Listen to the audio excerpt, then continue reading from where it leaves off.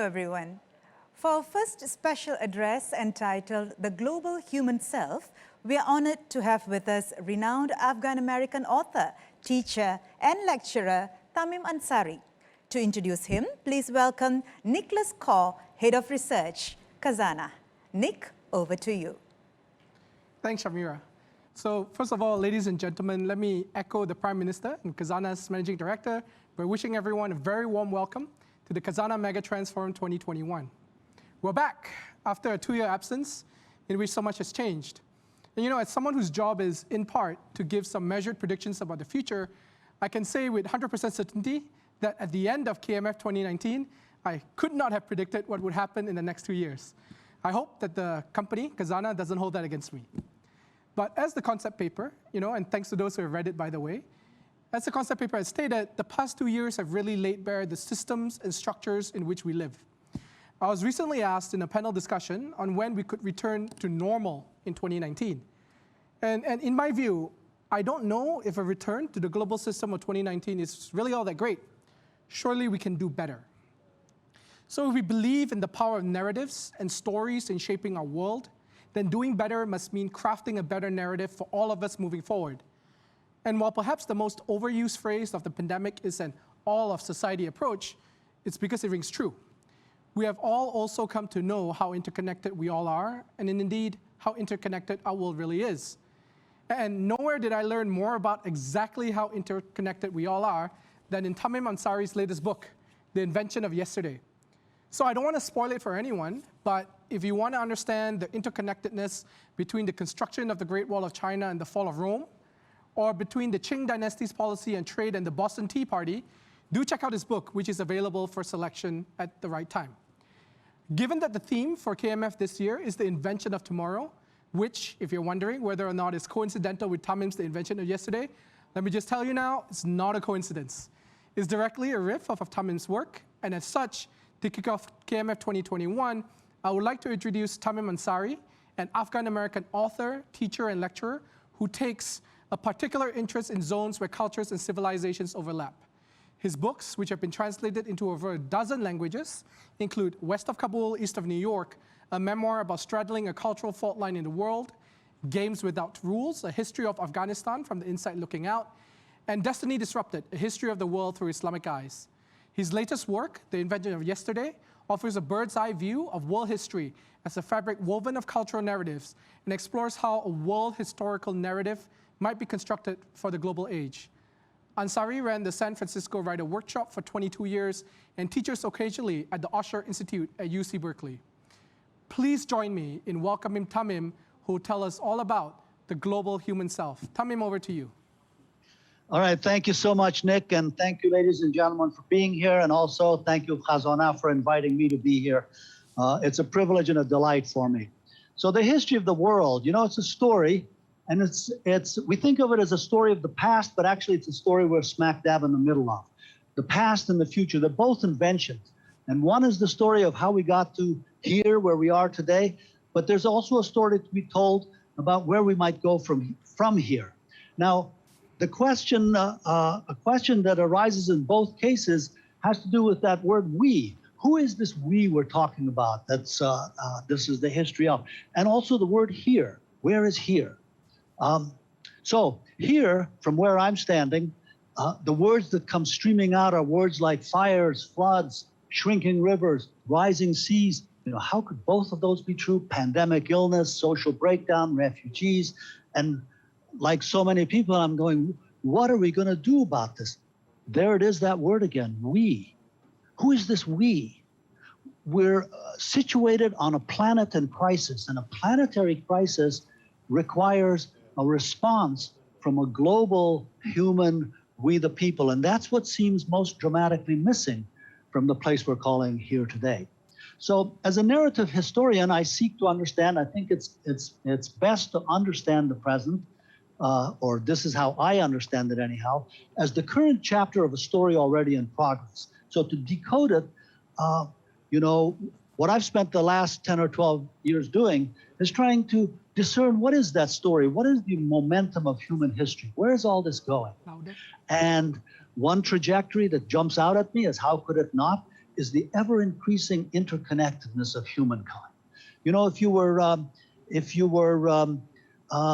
looking across the planet to find humans 50,000 years ago, all you'd find were small separate bands of nomads roaming the wilderness. And if you look for us now, well, you can hardly miss us. We're everywhere. We blanket the entire planet as one intertangled spaghetti of human lives so thoroughly that we've left hardly 1 inch of it untouched or unaltered. But you know, if that's the trajectory of human history, it suggests that ultimately all of humankind will come together as one. But if that's where the story's going, how do we account for the current chapter? Well, you know, the thing is, every story, as any fiction writer knows, every story worth its salt has some core complication driving the plot. And with ever-increasing interconnectedness, that complication can be no other than what I like to call the persistence of otherness. You know, all through history, we humans have manifested this drive to go out, explore, discover, make connections.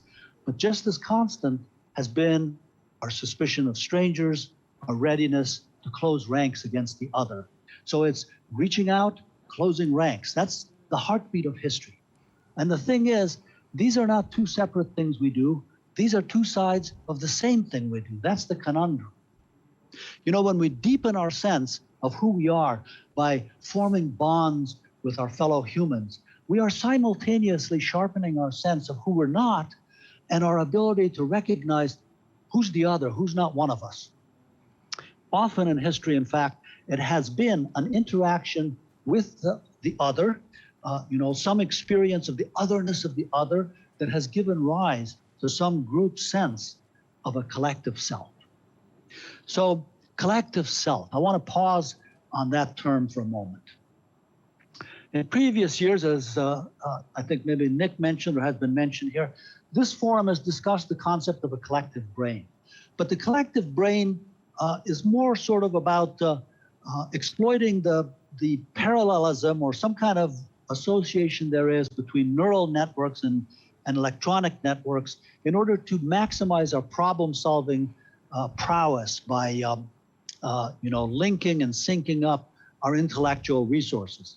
But the collective self, I'm talking about something else here. You know, the collective self is not only about emotion, but ultimately we're also talking about self-interest, an often demonized term, but let's just put it out there, self-interest. So we humans are individuals, but we cannot survive as individuals. We're a social species, and we all know that. We operate as bands, tribes, families, what have you, countries, companies, kingdoms, societies, civilizations. I could go on and on, but you know, the point is we exist as social organisms at many levels. And these are analogous to biological organisms in that they can form intentions as a group, they can take, you know, craft plans, take steps. But most important, like biological organisms, social organisms have a will to persist, they have a resistance to extinction. You know, they're like a life form. But a biological organism is a collection of cells contained in a bag of skin. You know, where the form, you know, what's inside and what's outside. And it's physicalized as muscle and bones and gristle and blood, whatnot. But the cells of a social organism, well, these are individual humans who can disperse through the environment and somehow carry forth the intentions of the social whole, even while pursuing their own self-interest as individuals. And sometimes, you know, even unaware of the collective goals, but carrying them forward even so. So how can this be? How do social organisms hold together? Well, the key, or one key, of course, is language. And it's not just that we can tell one another what we're thinking or what we know or make other people privy to our internal reality. Language lets us build externally amongst ourselves, lets us build a shared identity with our fellow humans by circulating stories among ourselves about who we are. You know, there's that word again, we, about who we are, stories about our forebears, our ancestors, our own adventures, our hopes, our dreams. We can sort of formulate this sense of a common quest. And we weave a skein of narratives to create a story that we're all part of. unfolding in a social landscape that isn't material. It's a landscape we're imagining collectively. And I think, I would say that our identity as individual humans is the character we're playing in a story that our society is ongoingly making up. So, so many examples one could cite, but just to be simple about it, let's go back and think about the ancient Egyptians living along the Nile. As individuals, in the face of that mighty geographic fact, they were just inconsequential dots.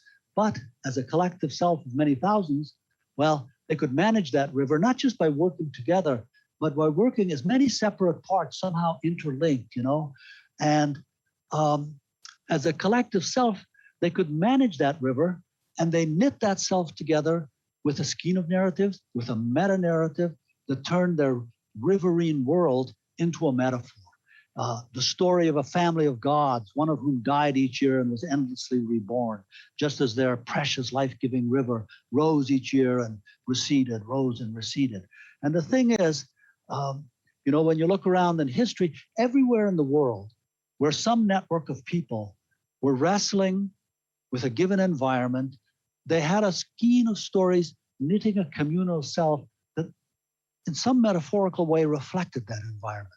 And they experienced their connectedness through such things as, shared responses to music, food, jokes, fashion, ethics, morals, values, all the elements that we commonly call culture. So culture is to a society what personality is to an individual. It's a melange of ingredients that somehow adds up to a single flavor. And the stronger that flavor, the more effectively it melds its many members into a single whole. But the strength of that flavor is also what renders one culture distinct from another and makes it easier to spot who is not one of us. So language and culture, there's the conundrum. They hold us together, they keep us apart. But, I want to toss out another term that knocks about these days, the hive mind. The social self is not a hive mind, this thing I'm talking about. Humans are not bees.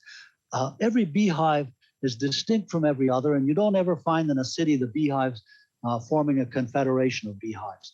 Human social networks, by contrast, they tend to merge in complicated ways to form larger networks over time if they're overlapping or interacting. And the stories that knit each cluster together become the threads and subplots of larger stories, supporting ever larger and more complicated social clusters. And when this happens, the earlier stories don't just simply disappear, they persist as ghostly echoes haunting the mansions in which we subsequently live. They become part of the background din that complicates our ongoing conversations. And so we find ourselves in a world clamorous with the conversations, the jabberings, you might almost say, of many cultures, many social selves, each one with the potential of seeing others as the other, so to speak. And so no wonder we're still fighting in spite of our ever-increasing interconnectedness. It's only by forming a global human self that we can escape the noise and static generated by the friction of self rubbing against other. So let me just turn now to another trajectory of human history, seen by some as the hope of humankind. And I'm talking about technology. Eons ago, we were tying sticks to stones to make hammers, probably feeling pretty proud of those inventions. And now we're building computers that can take dictation from our thoughts. We're almost there if we're not there. And if humans are still around in 100 years, I have no doubt that they'll look back at 2021 and whatever year we're in and laugh about how primitive our technology is. But futurists who tie the wagon of their hopes to technology, well, they tend to be cheerful, optimistic types, and why not? After all, technology is clocking amazing achievements every day. Medical technology is probably going to find a cure for cancer in the next few decades at least, and autoimmune diseases, 3D printing will let households produce their own industrial goods, and the Internet of Things will put our instruments so totally under voice command, we'll hardly need hands or fingers anymore. In fact, I've read artificial intelligence will soon supply all our wants and needs before we even know we want or need them. Because, if you like opera, well, good news, humans won't have to bat their heads against the wall writing operas anymore, or writing novels or painting paintings. If there's a market for these things, AI will produce them, as many as we want, better than we humans could produce. I think you see where I'm going with this. Uncritical infatuation with technology, it might be sweeping certain threads of darkness under the rug. Right now, we could be inventing cars that run on sunlight, and instead, we're applying our technical prowess to inventing cars that can run around just fine without us. Are we making ourselves dispensable to our own survival? Can that possibly be a good idea? Today, global interconnection mostly means technology. When we talk about it, we're marveling at how we can send a message, anyone can to anyone else on Earth instantly. And that's true, we can. But a message is just data. Data exists purely as quantity. For technology, moving the message, I love you, from one point to another point is the same as moving the message, go to hell, from those same 2 points. As humans, might we not beg to differ? And there's more, actually. Consider just the message, I love you. That message has a different meaning if it's from a parent to a child, if it's from a young woman to her fiance, if it's from a predatory 40-year-old man online trying to romance some unknown teenager. It's social context that gives data its meaning. And social context is the essential characteristic of being human. We've always looked at technology to solve problems, but in fact, every seminal tool, from the plow to the cell phone, has set off vast changes in the way people relate to one another, and often they're problematically disruptive changes. And we can't deal with such disruptions by turning to more technology. It has to be something in the way we find and share meanings with one another, the way we construct more inclusive social contexts, larger social selves. And today, especially with artificial intelligence, robotics, genetic engineering, and so on, forming the cutting edge of technology, we're entering the age of the cyborg, and in the pretty close years to come, we'll often find moments when we'll be needing to know if we're interacting with a machine or with another human, and will we have a ready way to tell? Well, 70-something years ago, Alan Turing suggested that artificial intelligence would be the same as human intelligence when a human could no longer tell if they were in conversation with a machine or another human. But the Turing test, it puts the onus on seeming human. And I'm here to propose that there's more to being human than seeming human. I think my own humanness resides in my having a self. For me, having a self is inseparable from being conscious. But consciousness is never a standalone. To be conscious is inherently to be conscious of something. And that something is the world we share, and which none of us can know in toto, because each of us can only see what's visible through our particular window, which is utterly unique. The self that is me is that window. The self, I want to say, is not a point. It's a point of view. And because we're social beings with language and culture, we can tell one another what we see through our unique window, and in this way, build a common sense of the universe we're all in. And because we're humans, we have one more feature. We can imagine a point of view other than our own, the view through someone else's window. We have the capacity for empathy. A psychopath, I'm told, is a human. We're told, it's the definition of a psychopath, I guess, is a human who lacks that capacity. And artificial intelligence, I submit, might well be able to seem human enough to pass the Turing test without possessing empathy.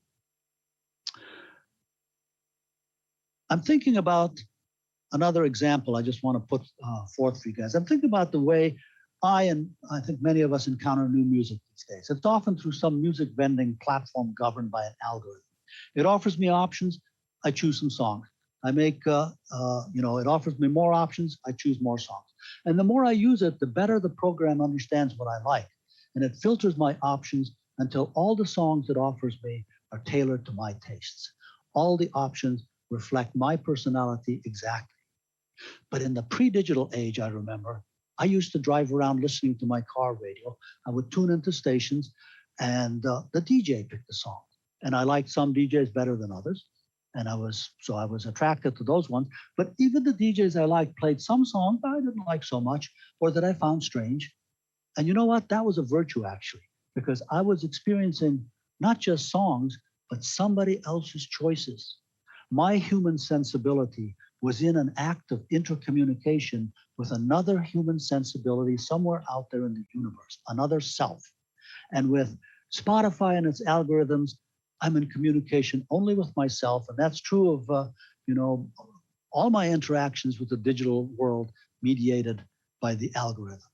When I go to Amazon to look for a book, I'm entering a bookstore nobody has ever been in except for me and never will be. And so it goes with looking for information, shopping for clothes. The algorithms are funneling all of us into conversations exclusively each with our own self. And the thing is, if the individual self is, as I said, a point of view, societies emerge out of the conversation among points of view, many selves telling one another about the world they see and forming thus a common impression of the world they share so that they can interact effectively within that world. The social self that forms in this way is itself a point of view, which can then enter into conversation with other points of view at its own level. Cultures talking to cultures, becoming larger cultural entities and conversing then with other cultures. We have to be proactive in our understanding of how we're making use of technology and how technology is making use of us as we forge into the future to forge, to create a global self, because what we create has to be human. Now, let me just go back for a moment to the ancient Egyptians and reminisce or ponder how they built a collective self around a concrete project that had metaphorical power, however. Harnessing the Nile River, they turned it into a story, and a story with metaphorical power.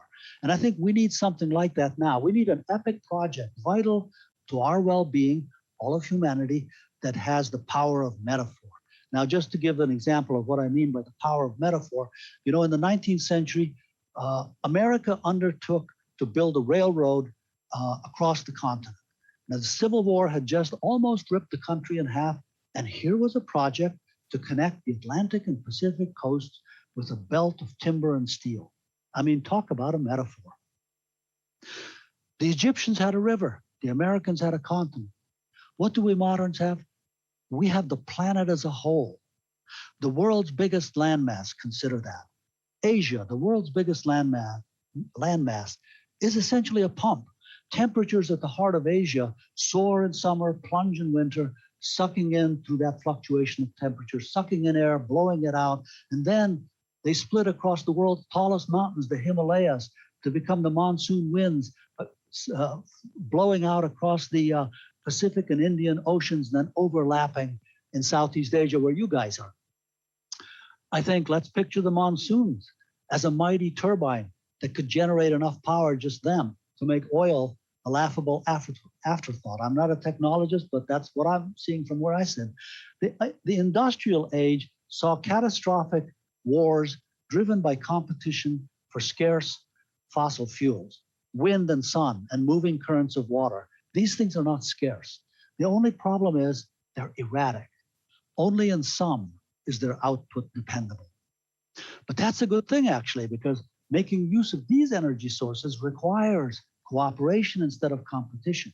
It only works if we could generate power not from a few centrally controlled plants, but from millions of facilities distributed around the globe, facilities at every scale, from households to firms to governments, feeding energy into a flexible, global, green grid for all to draw upon as needed. The technology apparently already exists in embryo. I know it because I have it here in this very house from which I'm speaking to you guys. Half my roof is a solar panel, and when I need more power than I'm getting from the sun, I can draw it from the grid I'm connected to, which is a citywide grid. And when I'm getting more than I need, I feed it back out into that grid so that others may use it. The real hurdles to making this process global are social and political. And, imagine, for example, if Mexico and the United States, instead of trying to build a wall between their countries, were to get together to mark their border by working to build a string of solar panels together, 1,500 miles long, stretching from the Pacific Ocean to the Gulf of Mexico. Talk about a metaphor. I feel like there's projects like that that could be that could emerge all around the globe if we're thinking that way. So, my friends, I picture us as blindfolded mariners navigating into a darkness so absolute we can't even see the prow of our boat, much less where we're going. But the ship is moving, we're the ones on it, we're the ones steering, so we have to set a course. And we can't see our destination, so we have to imagine it. And if we want everyone to get on board, it has to be a destination that captures, no, not just captures, it inflames the imagination. We could start by telling the story of how we saved the planet by building the global green grid. Of course, we haven't done it yet, but let's start telling the story. That's how you get things going. And as a global human self forms, we can turn self-interest, that often demonized term, you hardly ever hear it except as oh, that's what's in the way. No, but it's in the way because we only have small, social, separate selves rubbing against each other. If we have a global human self, we could turn self-interest into a positive force, driving us toward a world united by a grid of sustainable energy connecting cities and towns, farmlands and wilderness, mountains and prairies, connecting everyone with everyone so that someday we'll be able to tell the story not of what we're going to do, but of what we did together. Thank you.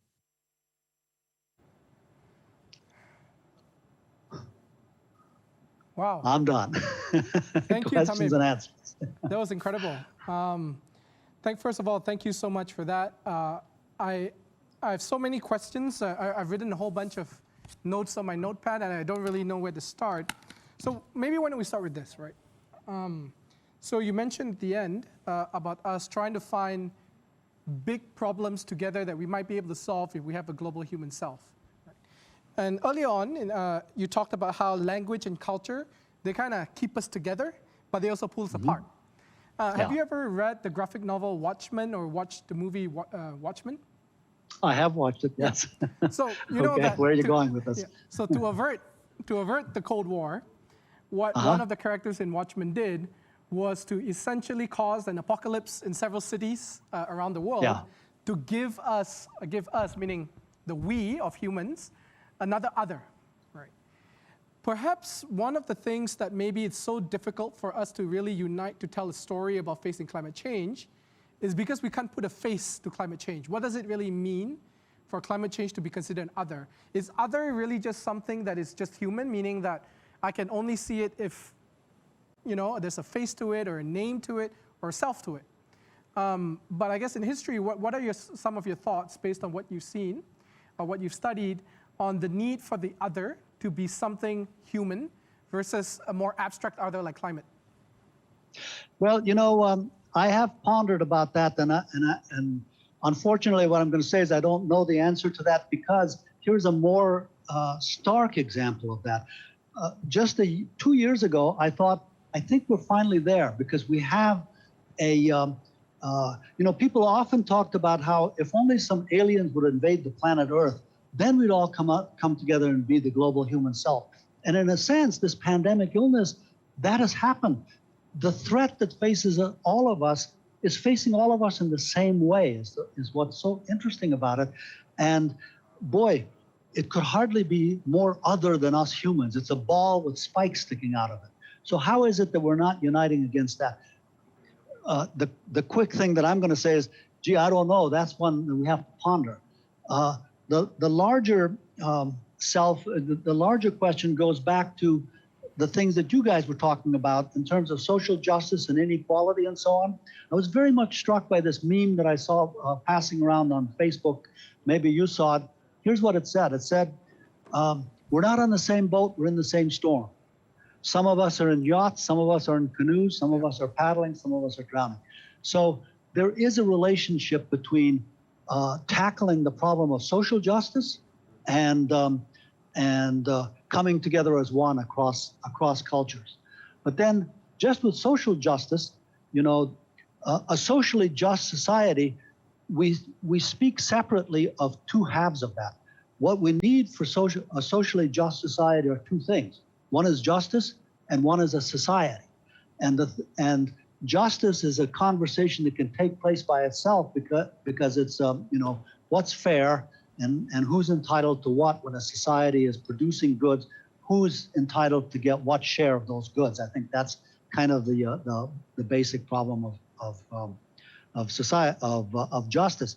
But then the question of society is, how do you keep a lot of lives interwoven into a fabric that has coherence?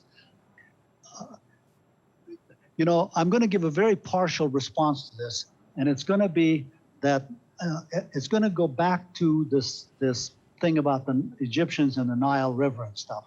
I think that there is a relationship between tackling concrete projects and building connections that solve the problem of cultural otherness, because the problem is not to erase our differences. That's another little point I want to make. You know, if we think in terms of humans existing as parts of social organisms, a social organism, you know, an organism per se, has many different parts that aren't the same. It's important that we be different, you know, and that we have many kind of different social forms in the world.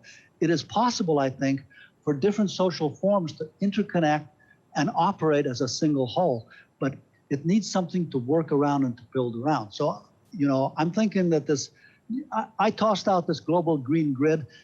It is the case that, you know, building this global human self is not something anybody can do. It will emerge from a conversation among points of view. So the first thing is to enable those conversations. Other people will have other ideas, but it's important to start actual concrete things people can be working on to build. And then that, I hope, will generate its own ripple effects. Thanks, Tamim. Yeah, and this is actually related to a point you touched on earlier, because generating a global power grid or even a regional power grid, you talked about from US, Mexico, all the way to the Gulf of Mexico. But even so, it's essentially an idea of building a better world using some technology that comes up from conversations between humans, right? And to your point earlier about a lot of technology making ourselves dispensable, right? And I think this is something that, you know, when we say we should continue to scale up production and be more tech savvy by automating, by mechanizing things, it does lend itself to the view, well, what happens to the people who are being automized away? And can we find the kinds of technologies which are, let's say, labor complementary as opposed to labor replacing, right? So I have a distrust of technology that tries to remove away the sense of culture and of self, and, you know, things that claim to move us away from a trust-based economy. Do you really think, you know, based on your experience studying this, that, you know, we've had, as the species Homo sapiens, 2 million years of evolution where, you know, we get to a point where someday technology takes away trust, and the very thing that built us and sustained us for 2 million years, is this something we can really live without? You mean, can we really live without trust? Yes. Is that what you're saying? Yeah. I think, you know, the danger is that technology, to the extent that it enables all the productive activities of humankind to be done by machines and to be, you know, and to have the problem-solving part of it worked out by AI, will remove the necessity for trust. But we can see right now that there are consequences to the dissolution of trust that has been generated by social media, because there are so many people who actually don't know who they're dealing with. You know, they're dealing with a name, and narratives build up in cyberspace based purely on the narrative itself. You know, narrative has a going back to social organisms, narratives too have a will to persist and a will to attract ideas and maintain themselves. And they do it through internal coherence. So a narrative can exist in cyberspace and people can be feeding into it, they're just names, and nobody actually knows any other human in that network. So I don't know how we would do it, but I want humans to actually interact with humans. I know. In the years to come. When I make calls to a call center, I always opt for the, would you like to speak to a human operator? I always press yes. I don't want to go through all those different things. I always want to speak to a human. So we have 10 minutes left. I want to open questions to the floor. So for the attendees in the hub, they've been asking questions at the sidelines. So maybe let's take some questions from the floor. So here's a question from Hana Shazwin Azizan. So Tamim, people in different social classes rarely interact across classes now, especially nowadays with such a large wealth gap. Is there another way to cross the boundary beyond wealth redistribution? I think, the larger answer is yes, because that boundary becomes a cultural question. And I think, not to get into politics, but oftentimes we think that the solution to some situation, like in my case, I'm from Afghanistan, so I feel like there's long been a foreign powers thinking that if only they could bring development to the rural areas and then everybody gets a share of the wealth, the problems will disappear. But I think in culture, there's always, I hate to use the word institutions because it sort of makes it impersonal seeming, but things like family, clan, tribe, social networks, those are things that have an importance, which if they sink roots and they're part of the overall culture, people of different wealth categories can interact. When I was growing up in Afghanistan, that was in fact the case. A cluster of people were not all the rich people knew each other and all the middle class people knew each other, because there's something in Islam that wants to cut across those kinds of things. And then so in the social world that I lived in, there were all different amounts of wealth distribution, but there was something that we all had that was a framework we could all live in. And I think solving that very problem is exactly a cultural question, not an economic question. And that's one of the reasons why we can't let technology or anything else remove the conversation that people are having about things that are, family, novels, fiction, operas, all those things that are human things. No, that's a great point, right? So if we think of technology where social media somehow makes us more interconnected, but it's more interconnected with people of the same beliefs, the same class and all of that. So the solution really is not more social media, but actual social relationships based on communities, right? You mentioned earlier the collective brain and your point about institutions and clans and so on. So the author of the book on the collective brain, Joseph Henrik, who spoke at KMF, he recently had a book which tries to make the point, and it's precisely the point you're making, that just because we put some typically Western institution on a distinct, completely very different locale, and we assume it's going to work, it's going to fail. Because we don't take into account the very complex web of social relationships from clan, from kin, from family that exist there. And I think, as you talk about institutions and the different types of relationships that can be built, I do wonder sometimes whether the institutions we've built now actually really just don't match what we have in terms of the culture and the context on the ground. Maybe some of your thoughts on that?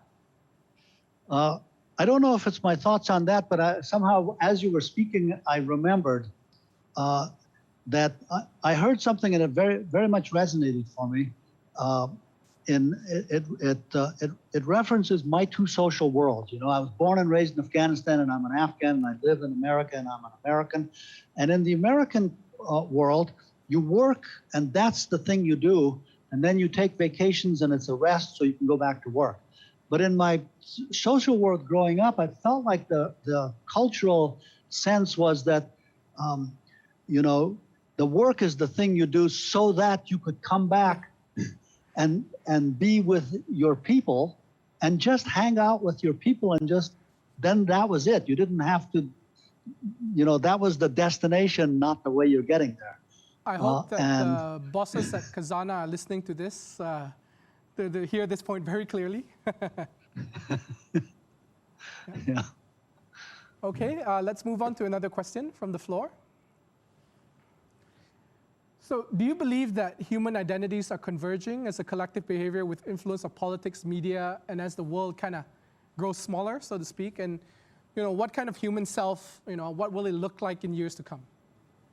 Well, if I'm correct in where I think we're going, where I hope we're going, which is we will all be part of some larger story that involves all of us as characters. So in that sense, there is a convergence of human identities that's going to be happening.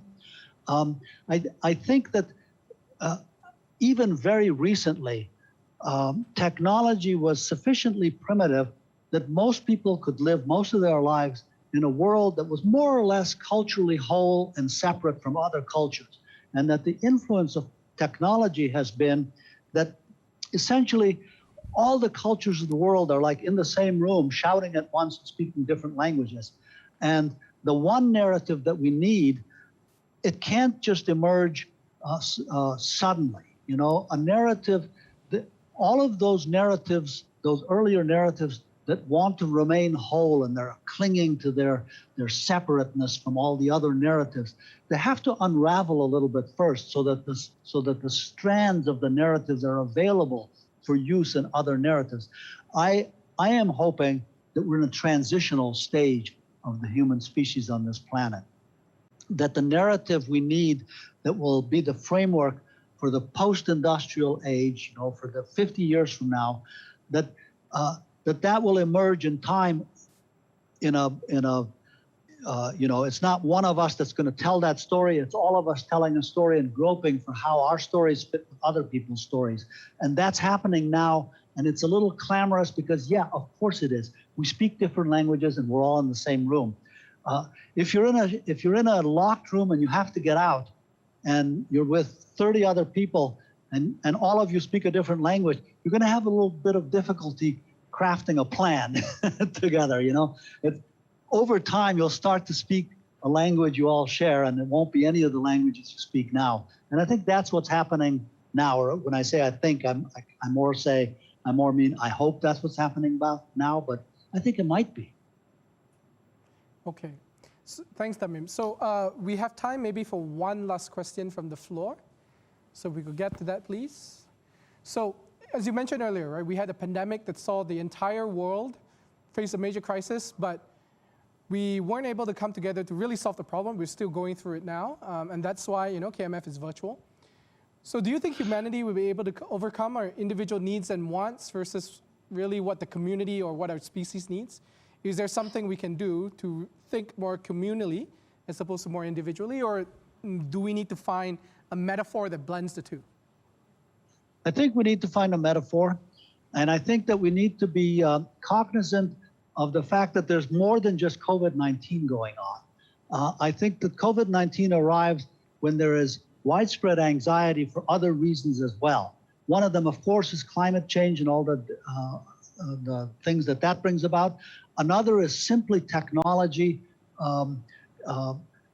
bidding to replace the human self with a technological self that puts everybody in a very concrete way. It makes people who are from an earlier age say, how do we make a living in the future? We're not going to be able to. Yeah. Kids can grow up into it, but what about the people who are already here? So there's anxieties about things like that. And then COVID-19 comes, and the first thing that people do is they want to, flock to where the herd is dense, because they want to be, they don't want to be alone in this anxiety-stricken world.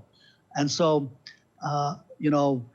we have to reduce the amount of otherness and increase the amount of finding ways in which we have stories that we share. I think that's all. That's all that I can say about that. It's kind of a pablum answer. I'm sorry. No, thank you so much. And I think we've really spent a really good 45 minutes talking about some very deep issues that we collectively face as we try to build our global human self. So, I just want to thank you once again, Tamim, for sharing your thoughts with us today. I've learned a lot, and I'm sure I can echo the rest of the audience as well to say that we really learned a lot, and you've given us a lot more to think about. And so, just to wrap up, we'll see Tamim again on day 3 of KMF. And if you enjoyed hearing from Tamim, you can engage more with Tamim's human sensibility in his book, The Invention of Yesterday, which will be made available. So once again, Tamim, thank you very much. And thank you as well to the audience for listening. It's been a great start to KMF 2021. Back to you, Shamira.